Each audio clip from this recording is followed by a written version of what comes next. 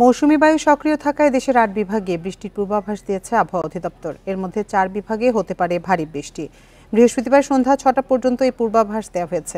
এখন জন্ম সনদ দিয়ে খোলো বিকাশ স্টুডেন্ট অ্যাকাউন্ট। নিজের বিকাশ নিজে কর। আবহাওয়া অধিদপ্তর জানিয়েছে, বেশিরভাগ জায়গায় অস্থায়ী দমকা হাওয়া সহ হালকা থেকে মাঝারি ধরনের বৃষ্টি ও বজ্রসহ বৃষ্টি হতে পারে। সেই সঙ্গে রংপুর, ময়মনসিংহ, চট্টগ্রাম ও সিলেট বিভাগের কোথাও কোথাও ভারী বর্ষণ হতে পারে। এছাড়া সারা দেশে দিন এবং রাতের তাপমাত্রা প্রায় অপরিবর্তিত থাকতে পারে। এদিকে সকাল ৯টা পর্যন্ত নদীবন্দরগুলোর জন্য পূর্বাভাসে বলা হয়েছে, রংপুর, ময়মনসিংহ, টাঙ্গাইল, খুলনা, বরিশাল, পটুয়াখালী, নোয়াখালী, কুমিল্লা, চট্টগ্রাম, কক্সবাজার এবং সিলেট অঞ্চলে অস্থায়ী দমকা বা ঝোড়ো হাওয়া সহ বৃষ্টি বা বজ্রসহ বৃষ্টি হতে পারে।